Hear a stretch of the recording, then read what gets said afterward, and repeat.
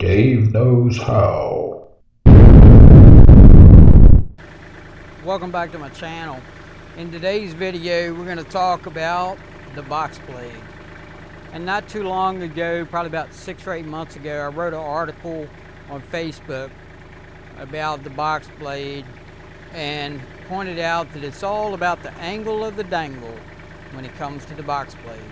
In this video we're going to address that angle, and we're going to address a few tips and pointers that will help, hopefully, to make you more efficient when it comes time to use your box blade behind your new Kubota tractor. So let's get started.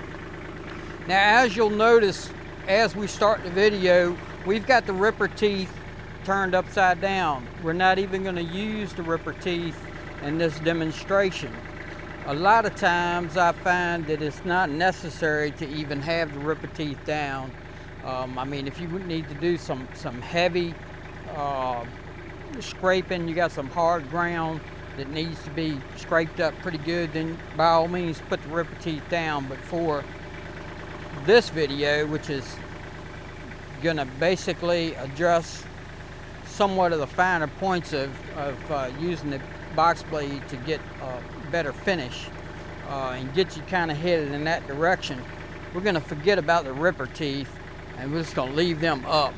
Like I said, most of the time mine stay up. I rarely ever use them. Okay, so let's get started. To get started, what we need to do is we need to get the box blade level. We need to familiarize ourselves with the Kubota tractor and the box blade, and we need a starting point. Everything needs a starting point, and everything needs to go back to the neutral position, is what I like to call it. So in the neutral position for the box blade, we are level this way, so we're not tilted. We've got the tractor parked on a level driveway. Now, one might argue, what is level?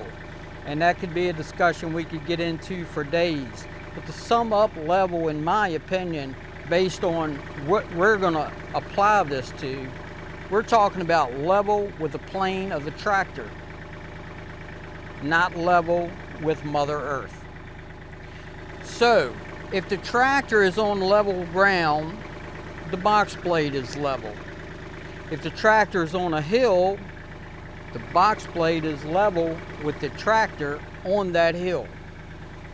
I hope I cleared that up so that everybody can understand where I'm coming from when I say get the box blade level.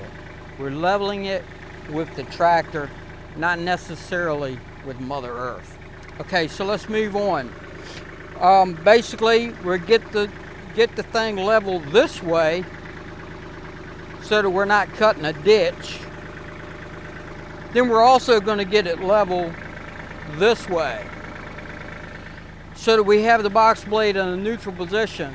And when I say neutral position, that means that the two most important parts of the box blade is this back blade and the blade that's inside the box just adjacent to that, your front blade.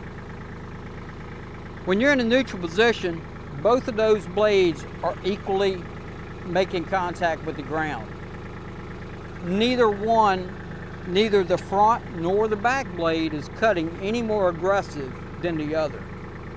If we go backwards right now, we will scrape up a little bit of dirt with this blade on the back.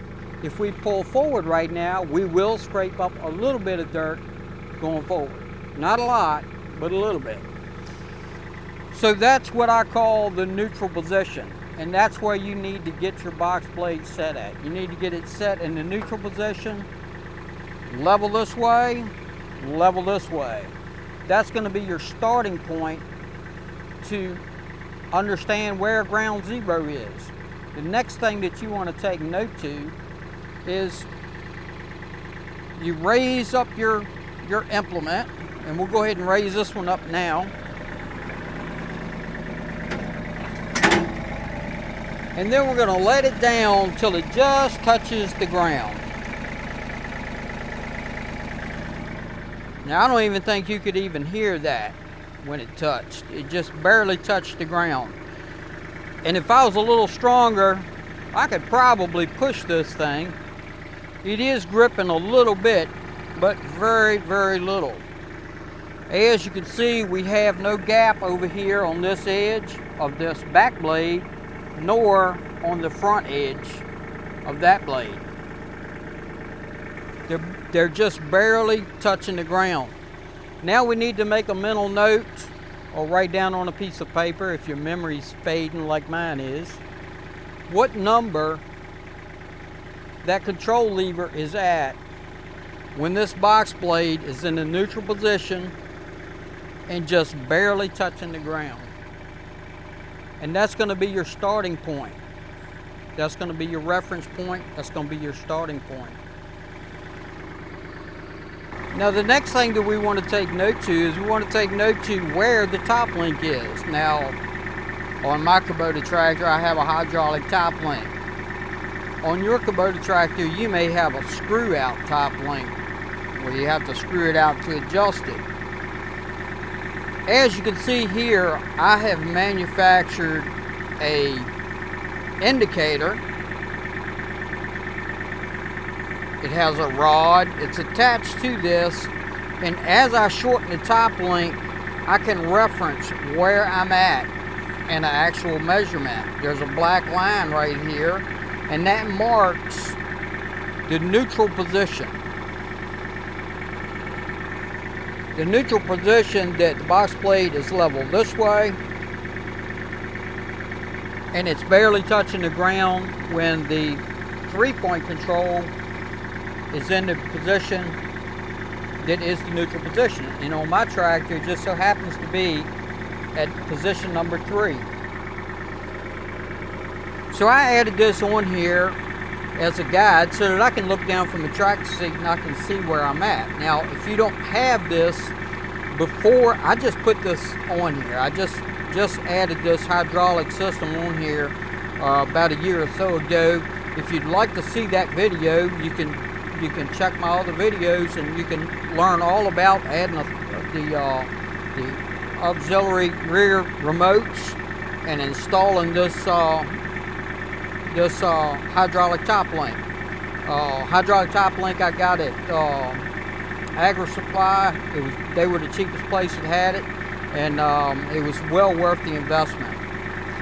Now, before I had this, I used a screw out top link, and the way I did that was very simply, I took a tape measure and I would measure from where this part of the screw screwed into the housing. I'd measure from there to the end of the thread. I'd make a mental note of what that measurement was when the box blade is in the neutral position. Now, if I want to deviate from that, I could screw it in and take another measurement, screw it in 1/2 inch. If I'm at that measurement, 1/2 inch screwed in from neutral, then I know it's tilted in 1/2 inch, and I can look at my box blade and see just how that affected the box blade. Same way if I screw it out, I take another measurement. If I'm 1/2 inch over my neutral measurement, then that gives me an indication of where I'm at, and I can take a visual as to what type of pitch it's putting the back blade on. This is basically getting familiarized with your Kubota tractor and your lift and operating system so that you have a good starting point and you can build on that and go from there. Okay, so now you've seen my indicator here and you've got an idea how to do your measurement and know where you're at. Let's go ahead and put this into a little bit more of a practical experience and kind of run this thing through the paces. Now, from the neutral position, if I'm going to cut a hill of dirt over here down, I got a high spot in the yard and I'm going to cut this down. I'm going to travel in this direction. And I've got a hole over here and I want to fill this hole in. This is how I'm going to do that. I'm going to take this box blade, and with the control lever, I'm going to pull it in about right there. And as you can see, we've raised this up a little bit. Now, neither one of these blades are touching the ground anymore, okay? So, we've got to lower down our 3-point control. I happen to know that mine lowers down to about 2.5, 2 3/4, and now it's touching the ground. I generally go down just a hair further, about 2.5, and now, as you can see, this front blade is touching the ground, the back blade is off the ground, and we can start driving in this direction, and we're actually cutting and filling the box. Now, once we get the amount of material in the box that we want, with the hydraulic system, it's very easy. You don't really have to fill up the whole box. If you're using the screw-in system, then you really need to fill the box in order to be able to do what I'm about to explain to you. We cut this down over here. Now we've got a hole about 50 yards over there, and this piece of the property that's between this high spot and that hole, we don't want to cut anymore. Okay, we don't want to cut that down. We just want to cut this down, and we want to put this dirt over there. And we don't want to use the loader. We want to use the box blade. So if you're using the screw-in style, you let the box blade fill completely full of dirt. Once it's jam-packed full of dirt, it's not going to cut anymore, because this 3-point system is not under pressure down. So once this fills up, it's actually going to somewhat ride on top of the ground.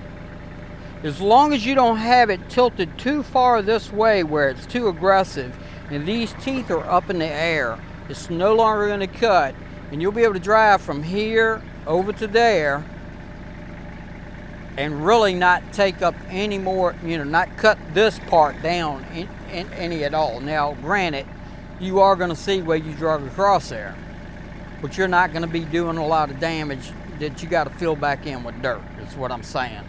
But the key to it is getting this thing full. Now, if you got a hydraulic top link, which makes this great, then you do this maneuver. You grab your control for your top link, and you extend that top link out. Now, as you can see right here, what we've done, now this front blade is not touching and the back blade is touching.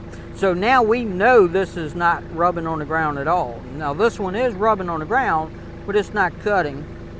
Whatever's in the box blade is in the box blade. It doesn't necessarily have to be completely full. And we go ahead and travel on over here, and we're not going to cut anymore all the way over there. Then when we get over there to our hole where we want to dump at, what we're going to do is, with the hydraulic top link, if you have that, we're going to go ahead and pull that top link, retract it in till we get to right about there. Okay? And you can go a little higher if you want to, but you don't have to. It's all what you want to try to do.